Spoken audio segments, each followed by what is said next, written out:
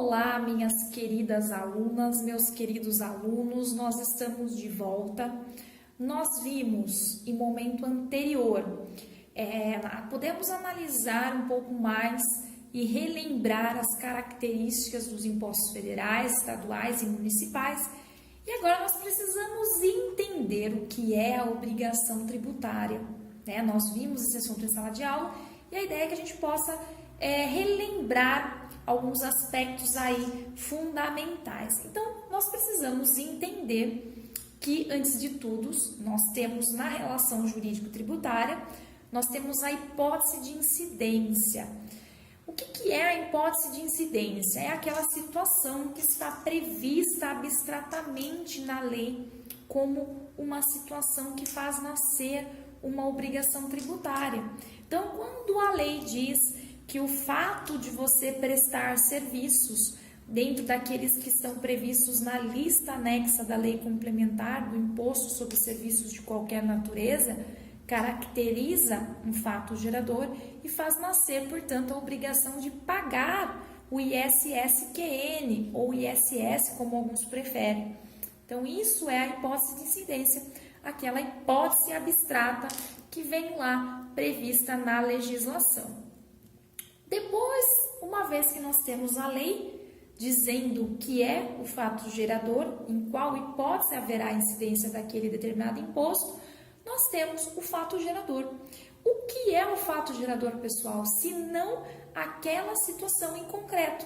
É quando efetivamente ela se realiza. Exemplo, nós falamos há pouco do ISS-QN, a prestação de serviços. Então, é quando efetivamente ocorre essa prestação de serviço, portanto, isso é o fato gerador desse determinado imposto. E uma vez que ocorre esse fato gerador, nasce a obrigação tributária, certo? Lembrando, né, o que é importante, né? Nós temos a obrigação tributária, ela é dividida entre obrigação tributária principal e obrigação tributária acessória, certo? Mas nós temos desde já que lembrar que quais são os elementos da obrigação tributária. Então, nós temos o sujeito ativo, certo? Quem que é o sujeito ativo, pessoal? É o fisco, é o ente que tem a competência tributária, que tem a capacidade tributária. Então, nós temos, por exemplo, no caso do imposto federal, do imposto de renda, a União Federal como o sujeito ativo. E quem que é o segundo elemento? O segundo elemento é o sujeito passivo. Quem é o sujeito passivo? É o contribuinte ou o responsável. Qual a diferença? Vocês lembram qual a diferença entre o contribuinte e o responsável? Isso é muito importante. Contribuinte é aquele que tem uma relação pessoal e direta com aquele tributo, e contribuinte e responsável é aquele que tem essa responsabilidade porque está prevista na lei. A lei lhe dá a responsabilidade, certo? Então, nós temos sujeito ativo, sujeito passivo, temos o objeto, certo? O que é o objeto, no caso? O objeto da obrigação tributária.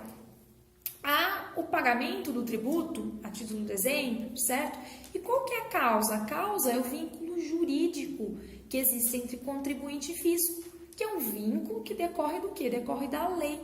Então, elementos, sujeito ativo, sujeito passivo, objeto e causa, certo?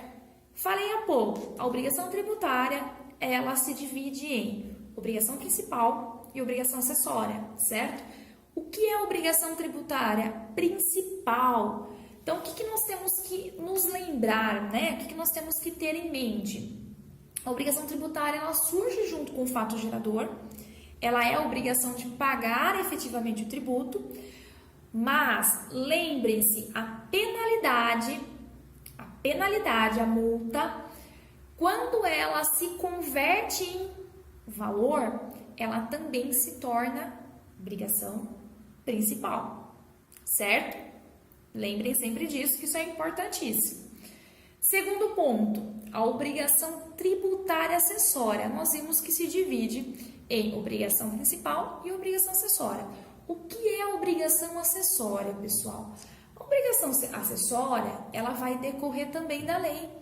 E ela pode ser diferenciada em obrigação positiva e obrigação negativa. Lembra que nós falamos positiva, obrigação de fazer e obrigação de dar. Então, um exemplo assim de obrigação de fazer, a obrigação de manter os livros, lembram? De manter os documentos contábeis durante o prazo, certo? A obrigação de emitir notas fiscais, certo? Essas são algumas das obrigações. Um outro exemplo, a obrigação de entregar as declarações, certo? Então, tudo isso, obrigações acessórias positivas. E nós temos as obrigações negativas, que são aquelas obrigações de não fazer, certo? Em que eu não devo atuar, certo? Quais são as obrigações negativas que nós podemos mencionar aí a título de exemplo? Então, uma delas, né, é não alterar os documentos fiscais, não rasurar, não sonegar, não declarar valor inferior, não dificultar uma fiscalização tributária. Essas são algumas, né, das hipóteses que nós temos de obrigações tributárias acessórias, certo? Então, nós já compreendemos que nós temos uma linha do tempo, certo? Em que, primeiro, nós vamos ter a hipótese de incidência, segundo, nós vamos ter o fato gerador, terceiro, nós vamos ter obrigação tributária e quarto, nós teremos o crédito tributário.